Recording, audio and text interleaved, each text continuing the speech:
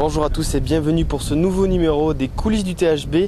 Cette semaine, c'est Raphaël Gélan, l'entraîneur, qui nous dresse un bilan. Et puis en seconde partie, nous aurons une interview de Célestin Michelin. C'est parti tout de suite. Qu'est-ce que tu as fait avant de venir à Toulouse et puis surtout pourquoi tu as accepté de venir rejoindre Toulouse pour l'entraîner? Alors d'abord j'ai été joueur à Montpellier et puis j'ai entraîné toutes les catégories jeunes, donc une dizaine d'années, de 1996 à 2005. Ensuite j'ai rejoint Aurillac pendant 4 saisons et demie et puis au terme d'un projet abouti qui consistait à monter en première division, à monter un centre de formation et un pôle dans un endroit pas connu de la France, au milieu de nulle part. J'ai rejoint le club de Toulouse qui était un challenge complètement différent avec une ambition bien plus importante et puis un projet qui paraît illimité au vu de l'environnement économique et des installations sportives ici. Alors justement, si on doit faire un petit bilan de la saison par rapport à ce que toi tu ambitionnais, par rapport aux moyens que tu avais aussi, voilà, quel serait aujourd'hui le bilan que tu ferais de ta saison, ou du moins de la saison de tes joueurs? Le bilan il est réussi puisque la mission c'était de se maintenir en première division. Maintenant au vu de la saison, je suis un peu déçu parce que je pensais qu'on pouvait faire bien mieux au vu de la préparation et puis qu'on avait un groupe qui avait des qualités plus importantes que ça. Donc je suis un peu déçu qu'on n'ait pas pu exprimer ce groupe au meilleur niveau. Bon, ça a été complètement remanié, ça a été un petit peu chamboulé à l'intersaison, il y a eu pas mal de choses, une certaine lassitude, voilà, un groupe avec beaucoup de jeunes qui prenaient des responsabilités pour la première fois, donc c'était pas simple. Je pense que tous les joueurs ont appris, et puis là on va repartir sur quelque chose de complètement différent. Alors justement, tu nous as parlé un petit peu de l'apport de ces jeunes, on va dire quasi obligatoire puisque on a eu les blessures de Lucas Bukta dans l'année. On peut penser aussi à Benjamin Brive qui a été blessé une bonne partie de la saison. On a Rémi Cavel en fin de saison. On a Christophe Kempé. Énormément de blessures à ce niveau-là. C'est habituel d'avoir autant de blessés sur des périodes aussi longues où finalement, voilà, est-ce que le groupe était assez complet ou est-ce que vous n'êtes pas parti avec un manque d'effectifs? Alors on est parti avec un manque d'effectifs, mais c'était quelque chose qui était mesuré. On avait vraiment décidé de diminuer la masse salariale et de faire un apurement clair et net pour la fin de la saison. Donc on avait décidé de partir un peu juste, c'est sûr. On avait même prévu et envisagé de recruter un joker quand on est parti en début de saison. Donc on a malheureusement été obligé de le faire puisqu'il nous manquait un peu de rotation. Christophe était un peu blessé, c'est vrai. Et puis on a eu quelques petits pépins, mais c'est normal d'avoir autant de blessures sur une saison qui est complète. Je pense qu'on a, à part Benjamin qui a été blessé vraiment très longtemps, on n'a pas eu de grosses blessures à déplorer. Donc dans l'ensemble, ça s'est plutôt bien passé. Mais c'est vrai qu'il faut un effectif aujourd'hui pour le handball moderne un peu plus étoffé, au moins 15-16 pros pour pouvoir prétendre avoir des rotations suffisantes. Alors justement, tu nous en parlais aussi sur les jeunes. Vous avez puisé énormément dans les jeunes joueurs. On pense à Xavier Moreau, voilà, Benjamin Brief, Valentin Porte, Pierre Ixchel, etc. Il y a aussi Gaillard. À ton avis, ça fait partie entre guillemets, des défauts cette année de l'équipe d'avoir autant de jeunes et finalement sur des matchs des fois où c'est à couteau tiré, ce petit manque d'expérience qui vous faisait défaut, on peut le dire? Alors c'est certain que c'est un défaut. Mais ça a aussi des qualités d'avoir des jeunes, puisque c'est souvent des joueurs qui sont un peu surmotivés, qui apportent un peu de fraîcheur, alors malheureusement de la naïveté aussi. Et parfois c'est difficile à gérer dans les matchs qui sont importants. C'est pour ça que c'est plus facile d'avoir des jeunes joueurs dans une saison qui est sereine, où on joue le milieu de tableau, que quand on joue le maintien et que les matchs sont serrés. Et puis on a manqué un peu de stabilité dans l'équipe et de confiance. Et ça c'est difficile à gérer pour un jeune joueur qui a souvent l'habitude d'être en réussite, qui là d'un coup doit gérer un peu l'échec et doit gérer un peu le stress. Bon, une question qui est peut-être un peu difficile pour un coach, mais si tu devais donner la bonne révélation de cette saison.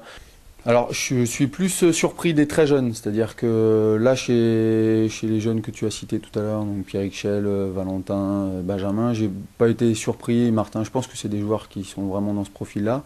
Maintenant, est-ce qu'ils vont passer ce cap psychologique pour grandir et aller vers le très haut niveau? C'est souvent de l'incertitude, mais on sent qu'il y a quelque chose chez ces joueurs. Par contre, Cyril Morancy, Jordan Bonilori, Denis Serdarevic, qui sont des plus jeunes joueurs là, qui arrivent. Et bon, j'ai senti qu'il y a des choses qui se passent. Et ça, c'est très important pour l'avenir, parce que ce sont des très jeunes joueurs et à très fort potentiel. Et je pense qu'eux ont été surprenants. Un petit mot sur l'arrêt et de Michael Mertz et aussi de Christophe Kempé, plus le départ de Cédric Sorendo aussi qui a fait une pige.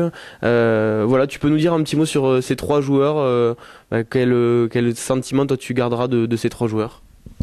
Alors moi je les ai pas connus Très longtemps. très longtemps, donc c'est difficile de me positionner par rapport à ça. C'est sûr que ce sont des affiches emblématiques du club, hein, puisque moi, même quand j'étais à l'extérieur, c'était des joueurs qui étaient connus, des vrais Toulousains. Donc c'est une page qui se tourne, c'est un groupe qui change, c'est voilà, vraiment un autre groupe qui va se construire.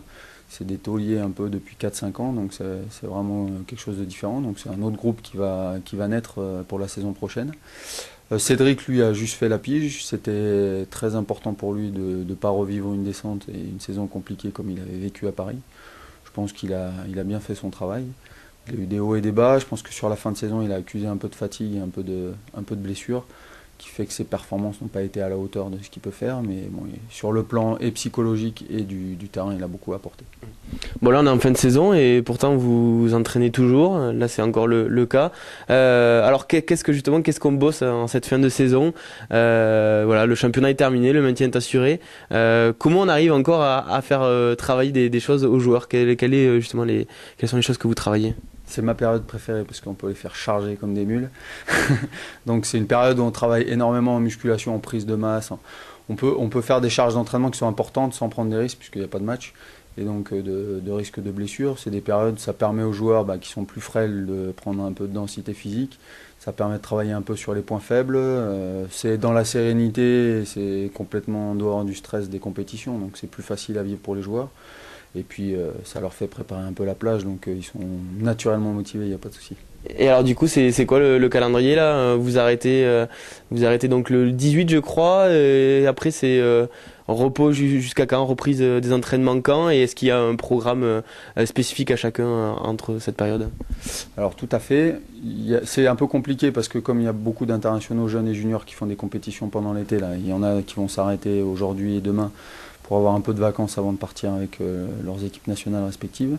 Ensuite, il y a un programme d'entretien à faire pendant la période d'interruption qui est de à peu près 5 semaines. Et ensuite, on reprendra le 23 juillet, donc un peu plus tôt que les autres, parce que je vais les emmener en groupe d'opération commando, un peu pour qu'ils fassent connaissance. Comme c'est un nouveau groupe, il faut que les affinités se créent dès le début. Alors justement, ce nouveau groupe, est-ce qu'aujourd'hui on a déjà des noms, des choses, des transferts bouclés, ceux qui partent, ceux qui restent, voilà, est-ce qu'on a aujourd'hui quelques noms déjà à communiquer? Alors de sûr, donc Christophe et Michael qui arrêtent, Cédric qui rejoint Barcelone, Vladica Stojanovic donc qui est parti aussi. Et ensuite, donc il y a Adrien Ramon qui était un jeune joueur professionnel qui lui va à Nancy. Donc ça c'est acté, c'est sûr. Les joueurs sûrs qui viennent, donc il y a Jonathan Roby qui vient de Nîmes, ouais. Il y a Loïc Van Kovenberg qui est un jeune pivot de Montpellier qui a signé un contrat de 2 ans avec nous et qui est donc sûr. Ensuite on a 3 joueurs qui sont en train de se faire, ça devrait se conclure aujourd'hui, donc Daouda Karaboué de Montpellier, le gardien de but de Damien Kabengele, donc qui vient de Magdebourg, qui est un arrière gauche, qui a joué à Montpellier pendant des années, et puis Angelkovic, Daniel, donc, qui est un demi-centre vraiment organisateur, un profil complètement différent de Rémi, et qui lui vient de Szeged, qui a vécu 6 ou 7 Ligues des Champions et qui a une vraie expérience internationale. Je voulais un petit mot sur Joël Da Silva, qui est ton adjoint, qu'on a eu aussi sur cette antenne, qui nous a fait la traduction de Vladica, parce que c'est un des rares qui parle espagnol finalement dans l'équipe. Tu peux nous expliquer un peu comment vous fonctionnez tous les deux, quel est un petit peu le rôle de chacun? Donc toi tu es l'entraîneur principal, lui plus en charge des jeunes, c'est ça? Voilà, explique-nous un petit peu son rôle. Il a un vrai rôle de maîtrise sur le centre de formation. L'idée c'est que lui il travaille beaucoup sur l'individualisation du joueur et sur les charges, qu'il essaie de travailler en relation avec les plus jeunes pour qu'ils aient des objectifs de formation clairs et précis. Donc ça va encore s'affiner un peu l'année prochaine. Il va vraiment s'occuper de ça et puis il fait un gros travail sur la vidéo, donc la préparation des matchs, à la fois pour les gardiens de but et à la fois pour l'équipe, avec beaucoup de séquençage et à partir d'un logiciel sur lequel on travaille, pour vraiment rendre la performance des joueurs la meilleure possible. Bon, et enfin, un dernier mot sur les ambitions de la saison prochaine.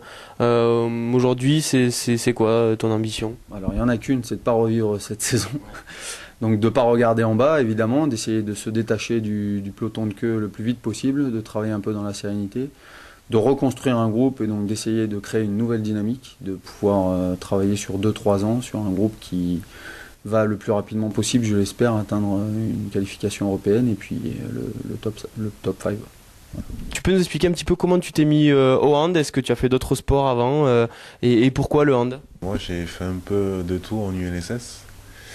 Et après, le hand, c'est un sport où j'ai plus d'aptitudes plus faciles à un peu jouer, en fait, au handball. J'étais gaucher. Et lors un peu de quelques stages, dom-tom, tout ça, intercomité. Puis après, via Conenesta, il était venu en détection en Guyane. Il m'a dit si je vais pas rentrer au centre de formation sur Toulouse. Et après, je suis venu faire les tests et tout. Et ça a été depuis que je suis sur Toulouse. Ouais. Bon, un petit mot sur la saison que vous venez de vivre là, un peu compliquée. Comment toi tu l'as vécu? Est-ce qu'à un moment donné on se dit là on est condamné? Est-ce qu'on n'a pas un peu trop de pression? Voilà, comment toi tu as vécu cette saison? Moi j'ai vécu à peu près.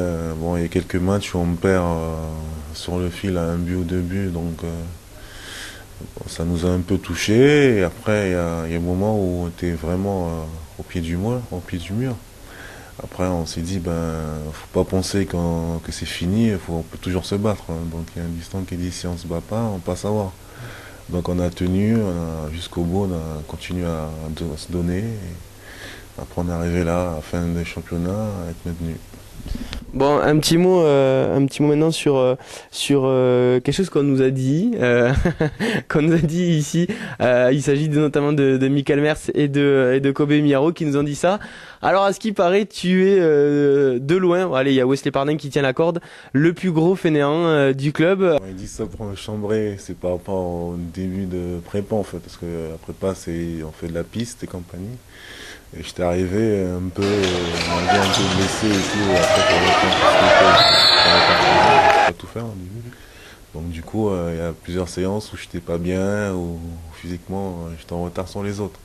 Donc du coup, c'est par rapport à ça, il garde toujours le souvenir que je suis feignant. Mais bon. Bon, à côté de ça, après, il nous a dit quand même que il disait ça parce qu'il aimait bien te piquer sur le sujet et qu'il pense que tu as des grosses capacités. Justement, toi aujourd'hui, si tu devais un petit peu juger ton jeu, qu'est-ce que toi tu aurais de plus à travailler? Quels sont un petit peu tes points faibles ou les points sur lesquels t'es pas totalement content encore de toi ou ton coach? Moi, je suis pas totalement content. C'est en attaque, en fait, être plus jouer des fois pour moi, parce que j'ai tendance à trop vouloir jouer et tout faire en même temps, au lieu d'être patient, quand il y a l'occasion de prendre, quand faut donner, et j'arrête, je vais tout faire. Des fois ça passe, des fois ça casse. Bon, après, toujours me performer, être meilleur toujours en défense, être plus en bon.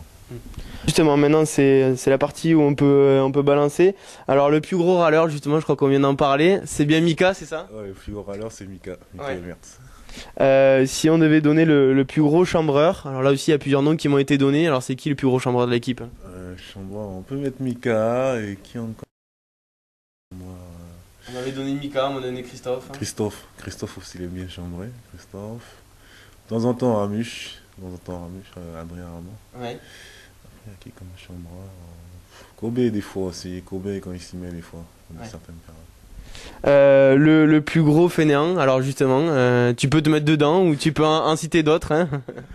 Après, moi, j'aime pas trop balancer, donc du coup, il y a d'autres fainéants. Bon, après, je dirais pas les fainéants, je dirais pas les noms. Ça commence par un W? Bah, je dirais que ça se termine par un E. Bon, et puis pour terminer, un petit mot sur la saison prochaine. Pour toi, quelle est un petit peu l'ambition la saison prochaine? Peut-être un peu plus de temps de jeu, de jouer un peu plus au niveau du classement. Voilà. Quelles sont un petit peu tes ambitions pour la saison prochaine? Les ambitions pour la saison prochaine, j'espère qu'on fera mieux que cette année, que deuxième place, avec les joueurs qui vont arriver. J'espère qu'on sera.